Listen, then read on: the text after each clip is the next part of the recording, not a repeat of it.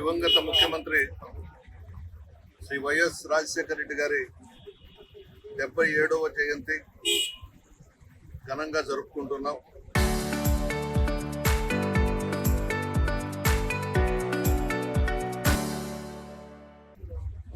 ముఖ్యమంత్రిగా రాజశేఖర రెడ్డి గారు రచ్చబండ కార్యక్రమానికి బయలుదేరడం, హెలికాప్టర్ కనిపించడం లేదని బయటికి రావడం, ఆ క్షణంలో రాజశేఖర రెడ్డి గారి అభిమానులు, పార్టీ నాయకులు, కార్యకర్తలు, ప్రతిపక్ష పార్టీలకు సంబంధించిన అభిమానులు అందరూ కూడా దేవాలయాల్లో, మసీదుల్లో, చర్చల్లో ప్రార్థనలు చేశారు. రాజశేఖర రెడ్డి గారు తిరిగి రావాలి, మరలా ప్రజలకు సేవ చేయాలని చెప్పి ప్రతి ఒక్కరు కూడా ప్రార్థనలు చేశారు.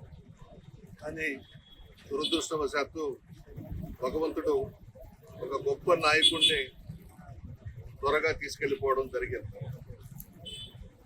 సరిగ్గా రాజశేఖర రెడ్డి గారు చనిపోయిన 3వ రోజే హైదరాబాద్లో వినాయక నిమజ్జనం, హైదరాబాద్లో పెద్ద ఎత్తున వినాయక నిమజ్జనం చేస్తారు, మీ అందరికి కూడా తెలుసు. ఆ నిమజ్జనం రోజు వినాయకుని విగ్రహంతో పాటు ప్రతి వెహికల్లో రాజశేఖర రెడ్డి గారి ఫోటో కూడా పెట్టుకున్నారు. అంత గొప్ప మహానుభావుడు రాజశేఖర రెడ్డి గారు, ప్రజల మనిషి. ఆయన ముఖ్యమంత్రిగా ఎన్నో పథకాలు పెట్టినటువంటి వ్యక్తి రాజశేఖర రెడ్డి గారు. ప్రజల మనసుల్లో చిరస్థాయిగా నిలిచిపోయినటువంటి వ్యక్తి రాజశేఖర రెడ్డి గారు. ఆయన పెట్టిన పథకాలు చెప్పుకుంటూ పోతే చాలా ఉన్నాయి. ఆరోగ్యశ్రీ పథకం, కార్పొరేట్ హాస్పిటల్లో పేదవాళ్ళు అడుగు పెట్టాలనంటే లక్షలు కట్టాలి. ఇదంతా గమనించి భారతదేశంలో ఏ రాష్ట్రంలో లేని విధంగా ఉమ్మడి రాష్ట్రంలో ఆరోగ్యశ్రీ పథకాన్ని పెట్టి పేదలను కాపాడినటువంటి వ్యక్తి రాజశేఖర రెడ్డి గారు.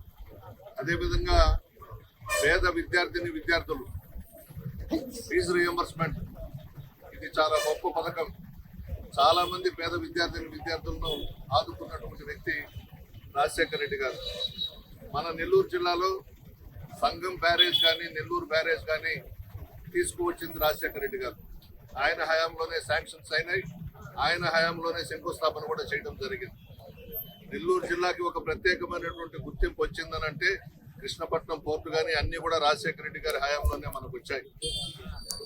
చాలా పథకాలు రాజశేఖర రెడ్డి గారు 104 కానీ, 108 కానీ, పావలా వడ్డీ కానీ, అన్ని రైతులు రుణమాఫీ కానీ అన్ని పథకాలు చేపట్టినటువంటి గొప్ప వ్యక్తి రాజశేఖర రెడ్డి గారు. అంటుంటారు భగవంతుడు కూడా మంచి వాళ్ళని తొందరగా తీసుకెళ్లిపోతాడు, చెడ్డవాళ్ళు మాత్రం భూమి మీద ఉంటారు అని. చాలా గొప్ప నాయకుడు. ఆ నాయకుడు పోతూ పోతూ ఒక కోహినూరు వజ్రాన్ని మనకి ఇచ్చిపోయినాడు జగన్మోహన్ రెడ్డి గారు. వాళ్ళ నాన్న ఆశయాలను, సిద్ధాంతాలను కొనసాగిస్తూ పెద్ద ఎత్తున పేదలకు 33 పథకాలు పెట్టి 3 లక్షల కోట్లు పేదలకు వేసినటువంటి వ్యక్తి జగన్మోహన్ రెడ్డి గారు. రాజశేఖర రెడ్డి గారి సిద్ధాంతాలు, ఆశయాలు కొనసాగిస్తూ 5 సంవత్సరాలు పరిపాలన చేస్తే భారతదేశంలో ఏ ముఖ్యమంత్రి చేయని విధంగా జగన్మోహన్ రెడ్డి గారు పరిపాలన చేశారు. దురదృష్టం ఏంటంటే ఈవీఎంలతో మనం ఓడిపోయినాం. ఈవీఎంలతో మనల్ని ఓడించారు, మోసం చేసి ఓడించారు. లేకపోతే జగన్మోహన్ రెడ్డి గారు 20 సంవత్సరాలు ఈ రాష్ట్రాన్ని ముఖ్యమంత్రిగా పరిపాలించారు.